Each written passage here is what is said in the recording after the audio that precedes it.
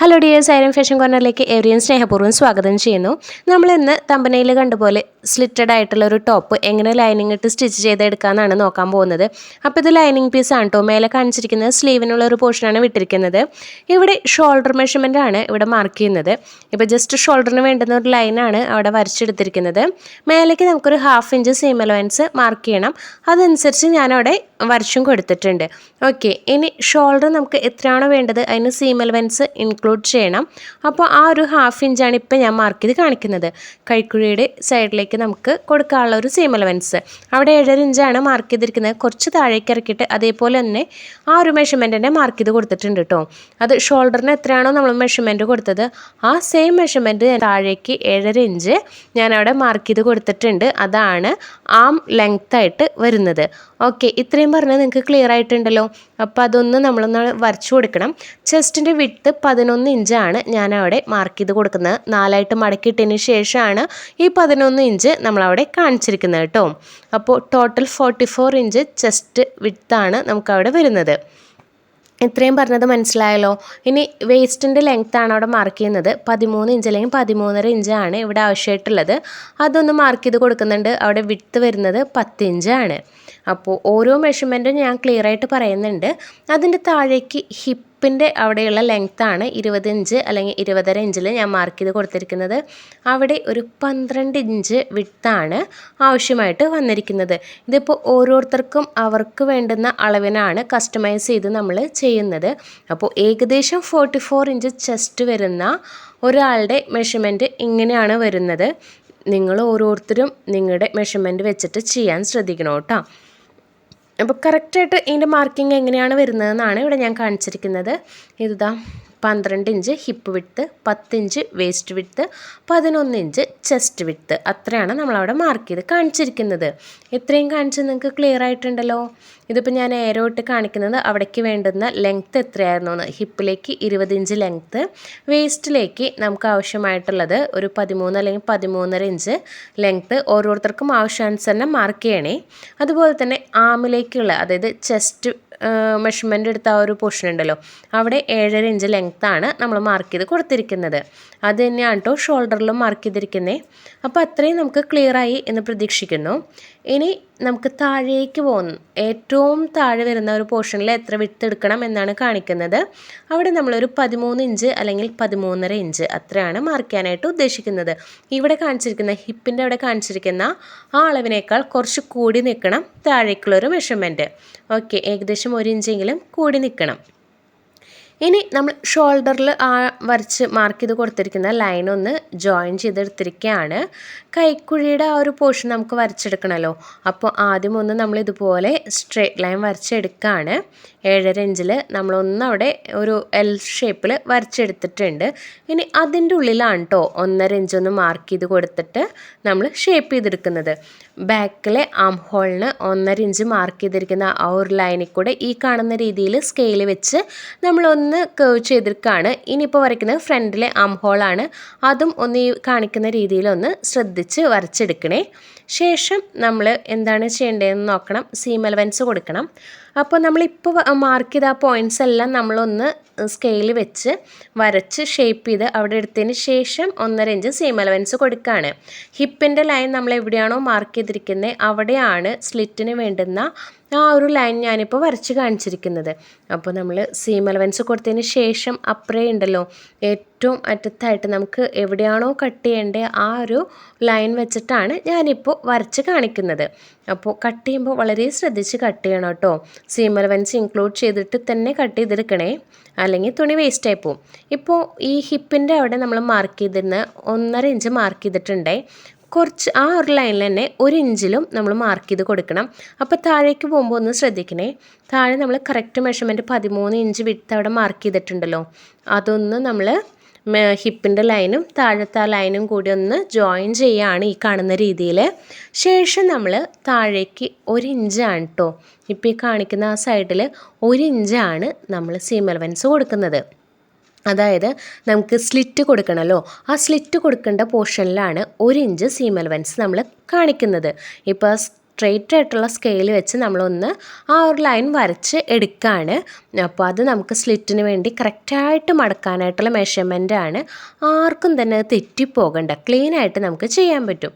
Okay, ഇനി അതുപോലെ തന്നെ താഴെ ഉണ്ടല്ലോ, ഏറ്റവും താഴെ നമ്മൾ ഒന്ന് കേർവ് ചെയ്ത് വരച്ചെടുക്കണം. ഇപ്പോൾ ഈ കാണിക്കുന്ന രീതിയിൽ ഒന്ന് സ്കെയിൽ വെച്ച് കൊടുത്തും കൊണ്ട് ഒന്നത് വരച്ചെടുക്കുകയാണെങ്കിൽ നമുക്ക് അവിടെ ആ ഒരു ഷേപ്പിലേക്ക് കട്ട് ചെയ്തിട്ട് സ്റ്റിച്ച് ചെയ്തെടുക്കാം കേട്ടോ. അപ്പോൾ ആ ഒരു സൈഡൊന്നും തൂങ്ങി കിടക്കുന്ന പോലെ വരില്ല. ഓക്കെ, നമ്മൾ ഇത്രയും വരച്ചെടുത്തത് കൃത്യമായിട്ട് നമ്മൾ കട്ട് ചെയ്തെടുക്കുകയാണ്. ഇപ്പോൾ ഈ കാണിക്കുന്ന രീതിയിൽ മേലെന്നാണ് ഞാൻ കട്ട് ചെയ്ത് വരുന്നത്. ബാക്കിൽ ആം ഹോൾ കണക്കാക്കിയാണ് ആ ഒരു ലൈനിൽ കൂടെയാണ് കട്ട് ചെയ്ത് വരുന്നത്. സൈഡിൽ സീം അലവൻസ് ഇൻക്ലൂഡായിട്ട് ആണ് കട്ട് ചെയ്ത് പോരുന്നത്. അവിടെ വരുമ്പോൾ നമുക്ക് ചെറിയൊരു കട്ടിങ് വരുന്നുണ്ട് കേട്ടോ. ആ ഹിപ്പിൻ്റെ ലൈനിൽ എത്തുമ്പോൾ നമുക്ക് ചെറിയൊരു കട്ടിങ് വരുന്നുണ്ട്. അതൊന്ന് ക്ലിയറാക്കി കട്ട് ചെയ്തെടുക്കണം. ഇപ്പോൾ താഴേക്ക് നമ്മൾ ഫുൾ കട്ട് ചെയ്ത് അവസാനിപ്പിക്കുകയാണ്. ഒറ്റ സ്ട്രെച്ചിൽ നമ്മൾ കട്ട് ചെയ്ത് എടുക്കുകയാണ്. ശേഷം ഏറ്റവും താഴെ നമ്മൾ കേർവ് ചെയ്ത് വരച്ചിരിക്കുന്ന ആ ഒരു ലൈനും കൂടി നമ്മൾ കട്ട് ചെയ്ത് എടുക്കുന്നുണ്ട്. കൂടാതെ ഇപ്പോൾ ആ ഹിപ്പ് ലൈനിൽ നമ്മളിങ്ങനെ ചെറിയൊരു കട്ടിങ് കൊടുത്ത് നിർത്തിയിരുന്നല്ലോ, അതും ആ വരച്ച അതേ ഷേപ്പിൽ തന്നെ കട്ട് ചെയ്ത് എടുക്കുകയാണ് കേട്ടോ. ഇനി നമ്മൾ ഏത് മെറ്റീരിയലിലേക്കാണോ നമുക്ക് കട്ട് ചെയ്തെടുക്കേണ്ടത് ആ നല്ല മെറ്റീരിയൽ ഒന്ന് മടക്കി ഇട്ടതിന് ശേഷം ഇത് അതിൻ്റെ മേലെ വെച്ച് കൊടുത്ത് ബാക്കും ഫ്രണ്ടും സെപ്പറേറ്റ് ആയിട്ടാണ് കട്ട് ചെയ്ത് എടുക്കേണ്ടത് എന്നുണ്ടെങ്കിൽ അങ്ങനെ തന്നെ കട്ട് ചെയ്തെടുക്കുക.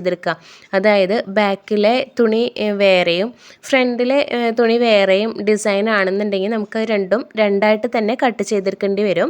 അപ്പോൾ ഒന്ന് ശ്രദ്ധിക്കാം. പിന്നെ ലൈനിങ്ങിനേക്കാളും ഒരു 1 ഇഞ്ചോ 2 ഇഞ്ചോ ഗ്യാപ്പ് ഡിഫറൻസ് വരുത്തിയിട്ടാണ് നല്ല മെറ്റീരിയൽ നമ്മൾ കട്ട് ചെയ്തെടുക്കുക. അപ്പോൾ അതൊന്ന് ശ്രദ്ധിച്ചേക്കണേ. പിന്നത്തെ നമുക്ക് വർക്ക് വരുന്നത് കഴുത്ത് വെക്കാനുള്ള ഒരു പോർഷൻ സെറ്റാക്കി എടുക്കുക എന്നുള്ളതാണ്. അത് നമ്മൾ ക്യാൻവാസിലാണ് കഴുത്തിനുള്ള ഭാഗം കട്ട് ചെയ്ത് ഭംഗിയാക്കി എടുക്കുന്നത്. ശേഷം നമ്മളതൊരു ലൈനിങ് തുണിയിലേക്ക് അറ്റാച്ച് ചെയ്ത് പിന്നെ വേണ്ടുന്ന രീതിയിലൊന്ന് സ്റ്റിച്ച് ചെയ്തെടുക്കുകയാണ്. ഇതിപ്പോൾ ക്ലിയറായിട്ട് ഞാൻ ഈ നെക്ക് പോർഷൻ പറയാത്തത് എന്താണെന്നുണ്ടെങ്കിൽ കഴിഞ്ഞ ദിവസം നമ്മൾ ഈ നെക്ക് ഡിസൈൻ്റെ ഒരു വീഡിയോ നമ്മൾ ചെയ്തിട്ടുണ്ടായിരുന്നു. അത് അപ്ലോഡ് ചെയ്തിട്ടുണ്ട്. എല്ലാവരും കണ്ടിട്ടുണ്ടാവും എന്ന് പ്രതീക്ഷിക്കുന്നു. കണ്ടിട്ടില്ലാത്തവർ ഒന്ന് പോയി കണ്ടിട്ട് വരാം. അതുപോലെ തന്നെ നമ്മൾ ഒരുപാട് നെക്ക് ഡിസൈൻസ് വീഡിയോ ആയിട്ട് ചെയ്തിട്ടുണ്ട്. അപ്പോൾ ഡീറ്റെയിൽ ആയിട്ടുള്ള വീഡിയോ തന്നെയാണ് നമ്മൾ ചെയ്തിരിക്കുന്നത്. അപ്പോൾ ഒരുപാട് പേർക്ക് പുതിയ പുതിയ നെക്ക് ഡിസൈൻസ് ചെയ്യണമെന്ന് താല്പര്യമുള്ളവരുണ്ടാവും.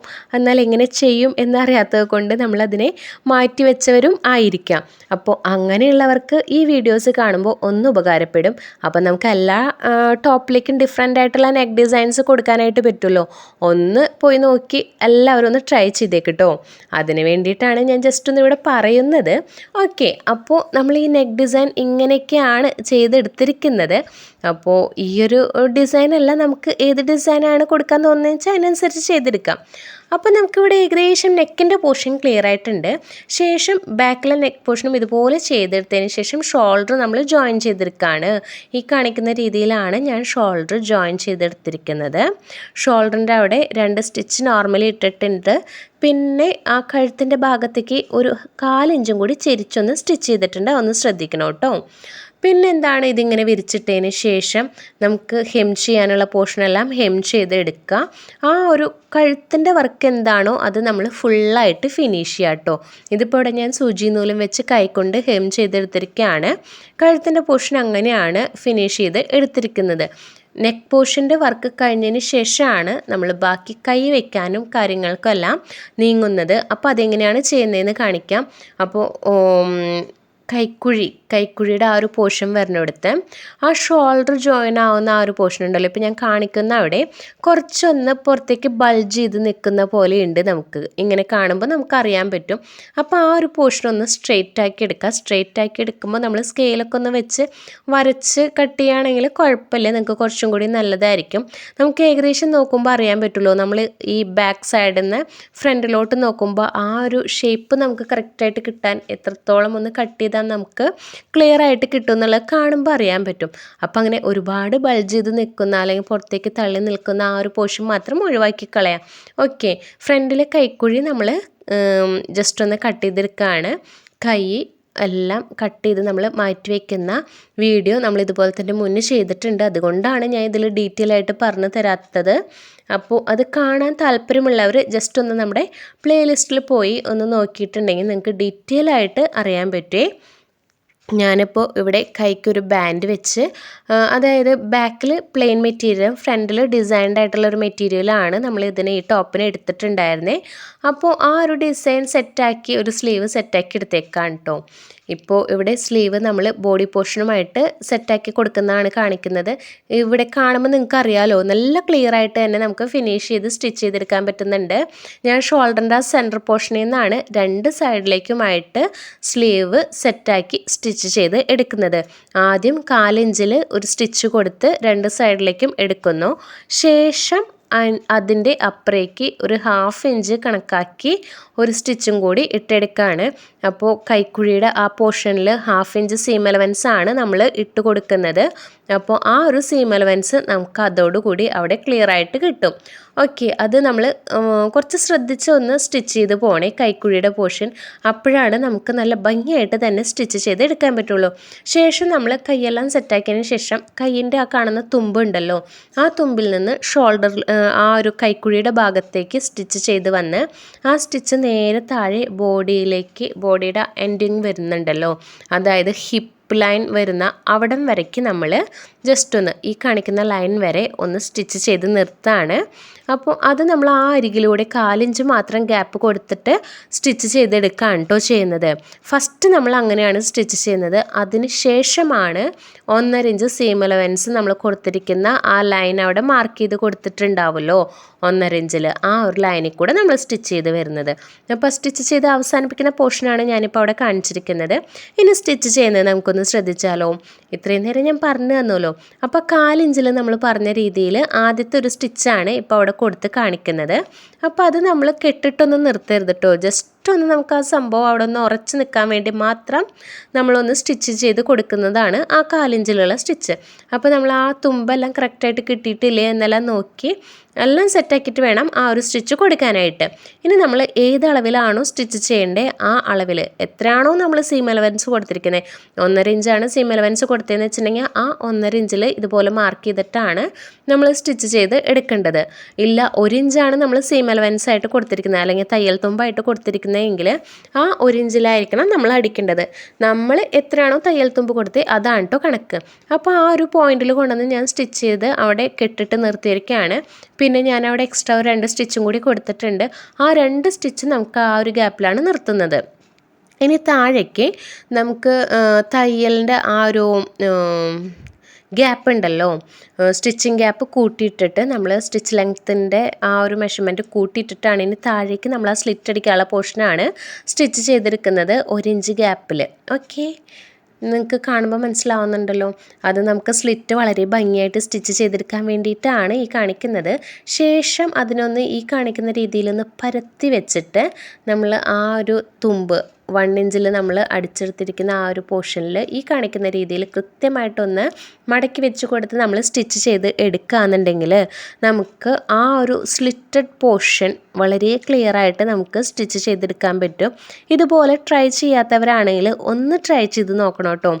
വളരെ സിമ്പിളായിട്ട് എത്ര തന്നെ സ്ലിറ്റ് അടിക്കാൻ പറ്റാത്തവരാണെങ്കിൽ അടിക്കുമ്പോൾ വളരെ പെട്ടെന്ന് തെറ്റിപ്പോണു എന്ന് കംപ്ലൈൻ്റ് ഉള്ളവരാണെങ്കിൽ നിങ്ങൾക്കെല്ലാം നല്ല ക്ലീനായിട്ട് ഇതുപോലെ സ്റ്റിച്ച് ചെയ്തെടുക്കുകയാണെങ്കിൽ ചെയ്യാനായിട്ട് പറ്റും. അപ്പോൾ അതൊന്ന് നിങ്ങളെല്ലാവരും ഒന്ന് ട്രൈ ചെയ്ത് നോക്കണം കേട്ടോ. ആ ഒരു ഗ്യാപ്പ് നമുക്ക് ആ സ്ലിറ്റ് ഓപ്പണിങ്ങിൻ്റെ ആ ഒരു പോർഷൻ എത്തുമ്പോൾ ഒരു ഇച്ചിരി ഒരു 1/2 ഇഞ്ച് നമ്മൾ മേലേക്ക് കയറ്റി അടിച്ച് എടുക്കുന്നതാണ് കാണിക്കുന്നത്.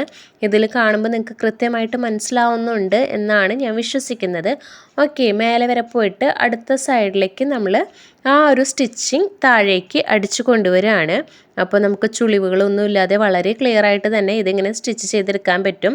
ഇനി നിങ്ങൾക്ക് കുറച്ചും കൂടി ഉറപ്പിന് വേണമെങ്കിൽ അയൺ ചെയ്തെടുത്തോളൂ, കുഴപ്പമൊന്നുമില്ല കേട്ടോ. അപ്പോൾ നമ്മൾ ആ ഒരു സൈഡിലെ സ്ലിറ്റ് സ്റ്റിച്ച് ചെയ്ത് അവസാനിപ്പിച്ചിരിക്കുകയാണ്. ഇനി ഞാൻ ആദ്യം ഇട്ട് കൊടുത്ത ആ ഒരു തയ്യലിൻ്റെ ഗ്യാപ്പ് കയറ്റിട്ട് കൊടുത്തിരിക്കുന്ന ആ സ്റ്റിച്ച് ഉണ്ടല്ലോ, അതാണ് ഈ പിടിപിടുന്ന് വലിച്ച് പൊടിച്ച് കളയുന്നത്. അപ്പോൾ അത് കളഞ്ഞ് കഴിയുമ്പോൾ നമുക്ക് ആ ഒരു പീസ് ഓപ്പണിംഗ് ആയിട്ട് കിട്ടും. അപ്പോൾ സ്ലിറ്റ് നല്ല ഭംഗിയായിട്ട് തന്നെ നമുക്കവിടെ കിട്ടും കേട്ടോ. അത്രയും ആ ഒരു സ്റ്റിച്ച് വലിച്ച് കഴിയുമ്പോൾ നമുക്ക് ആ ഒരു സൈഡിലൂടെ ചേർത്ത് ഒരു സ്റ്റിച്ചും കൂടി ഇട്ട് കൊടുത്തിട്ടുണ്ടെങ്കിൽ സ്ലിറ്റ് റെഡിയായി. ഓക്കെ, അപ്പോൾ അതാണ് നമുക്ക് സ്ലിറ്റിൻ്റെ സ്റ്റിച്ചിങ് ആയിട്ട് വരുന്നത്. വളരെ സിമ്പിളായിട്ടും വളരെ ഭംഗിയായിട്ടും നമുക്ക് ഈ ഒരു പോർഷൻ ചെയ്തെടുക്കാവുന്നതാണ്. ഇനി ഇത് കണ്ടിട്ട് നിങ്ങൾക്ക് സ്പീഡ് കൂടിപ്പോയി കണ്ടിട്ട് മനസ്സിലായില്ല എന്ന് തോന്നുകയാണെങ്കിൽ ഇതിൻ്റെ സ്ലിറ്റ് അടിക്കുന്ന ഒരു ഡീറ്റെയിൽ ആയിട്ടുള്ളൊരു വീഡിയോ ഞാൻ നിങ്ങൾക്ക് കാണിച്ചു തരേ. പിന്നെ അതുപോലെ നമുക്ക് ഒരു പണിയും കൂടി ബാക്കിയുണ്ട്, ടക്കിടണം. ബാക്കിൽ ടക്കിടാനായിട്ട് ഞാൻ ഈ കാണിക്കുന്ന രീതിയിൽ ഒന്ന് ആദ്യം മടക്കിയിട്ടു, അതായത് തയ്യൽ തുമ്പ് രണ്ടും ഒന്നിച്ച് വരുന്ന രീതിയിൽ ഒന്ന് മടക്കിയിട്ടതിന് ശേഷം ഒന്നും കൂടി ഒരു മടക്ക് കൊടുത്തിരിക്കുകയാണ്. ആ സീം അലവൻസിന് നമ്മൾ ഇതിൻ്റെ ഉള്ളിൽ ഇൻക്ലൂഡ് ചെയ്യുന്നില്ല കേട്ടോ. ആ സീം അലവൻസ് അവിടെ മാറ്റിയിട്ടേക്കാണേ. ഇനി മേലെന്ന് ഒരു 13.5 ഇഞ്ച് ലെങ്ത്തിലാണ് ഞാൻ മാർക്ക് ചെയ്ത് കൊടുത്തിരിക്കുന്നത്. പിന്നെ ഒരു 10 ഇഞ്ചിലും പിന്നെ ഒരു 17 ഇഞ്ചിലാണ് ഞാൻ മാർക്കിങ് കൊടുത്തിരിക്കുന്നത്. അപ്പോൾ 13.5 ഇഞ്ച് എന്ന് പറയുന്നത് നമുക്ക് വേസ്റ്റ് ലെങ്ത് ആണ് വരുന്നത്. അവിടെ നമ്മൾ ആദ്യം മാർക്ക് ചെയ്ത് കൊടുത്തു. പിന്നെ ഒരു 3.5 ഇഞ്ച് ഗ്യാപ്പിലാണ് നമ്മൾ മേലേക്കും താഴേക്കും മാർക്കിങ് കൊടുത്തിരിക്കുന്നത്. ഇപ്പോൾ ഒന്ന് കുത്തി കൊടുക്കുന്നത് എന്താണെന്നറിയോ, അപ്പോഴേക്ക് നമുക്ക് ആ ഫോൾഡ്, ആ മടക്കിൻ്റെ ഒരു മാർക്കിങ് വീഴാൻ വേണ്ടിയിട്ടാണ്. അപ്പോൾ ഇവിടെ മാർക്ക് ചെയ്തിരിക്കുന്ന പോലെ തന്നെ അപ്പുറത്തും നമുക്ക് മാർക്കിങ് കിട്ടണമല്ലോ. 2 ടക്കിൻ്റെ ആവശ്യമുണ്ടല്ലോ ബാക്ക് സൈഡിൽ. അപ്പോൾ ആ ഒരു 2 ടക്ക് കൃത്യമായിട്ട് കിട്ടാൻ വേണ്ടിയിട്ടാണ് ഈ കാണുന്ന രീതിയിൽ ഞാൻ ചെയ്തെടുത്തിരിക്കുന്നത്. ഇനി അതിനെ നമ്മളിതാ ഉള്ളിൽ നിന്ന് ഒന്ന് പിടിച്ചു കൊടുത്ത്, അപ്പോൾ ലൈനിങ്ങും നല്ല മെറ്റീരിയൽ നമുക്ക് നമ്മൾ ഉദ്ദേശിക്കുന്ന രീതിയിൽ നമ്മുടെ കയ്യിൽ കിട്ടിയെന്ന് ഉറപ്പ് കിട്ടും. അതിനുശേഷം നമ്മളൊന്ന് ഈ കാണുന്ന രീതിയിലൊന്ന് പിടിച്ച് സ്റ്റിച്ച് ചെയ്ത് കൊടുക്കുകയാണ്.